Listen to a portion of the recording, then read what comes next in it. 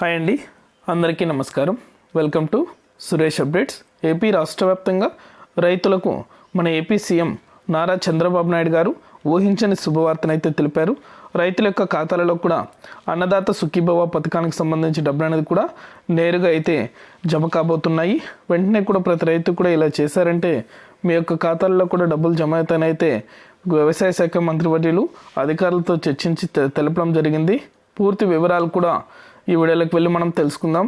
వీడియోలోకి వెళ్ళే ముందు స్మాల్ రిక్వెస్ట్, ఏపీ రాష్ట్ర వ్యాప్తంగా రైతులకు సంబంధించి, విద్యార్థులకు సంబంధించి, మహిళలకు సంబంధించి ఎప్పటికప్పుడు అప్డేట్ అనేది కూడా వెంటనే మన ఛానల్ ద్వారా తెలుసుకోవాలనుకుంటే వెంటనే కింద రెడ్ కలర్ సబ్స్క్రైబ్ బటన్పై క్లిక్ చేసి మన ఛానల్ని సబ్స్క్రైబ్ చేసుకొని సపోర్ట్ చేయండి. అదేవిధంగా మీ ఫ్రెండ్స్ అండ్ ఫ్యామిలీకి కూడా మన వీడియోని అయితే షేర్ చేయండి.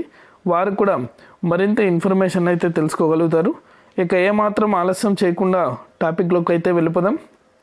ఏపీ రాష్ట్ర వ్యాప్తంగా రైతుల ఖాతాలలో అన్నదాత సుఖీభవ డబ్బులు అనేది కూడా జమ కాబోతున్నాయి. క్రిందటి ప్రభుత్వం అయితే ఈ పథకానికి సంబంధించి 13,500 రూపాయల చొప్పున ప్రతి ఏటా రైతులకు డబ్బులు జమ చేస్తూ వస్తుంది. ఈసారి మాత్రం మన ఏపీ సీఎం నారా చంద్రబాబు నాయుడు గారు అన్నదాత సుఖీభవ పథకం పేరుతో ఈ డబ్బులు అనేది కూడా 20,000 రూపాయలు అయితే విడుదల చేస్తామని అయితే తెలిపారు. ఎన్నికల మేనిఫెస్టోలో తెలిపిన విధంగా రైతుల ఖాతాలలో 20,000 రూపాయల డబ్బులు అనేది కూడా జమ చేసేందుకు కీలక నిర్ణయం అయితే తీసుకున్నారు.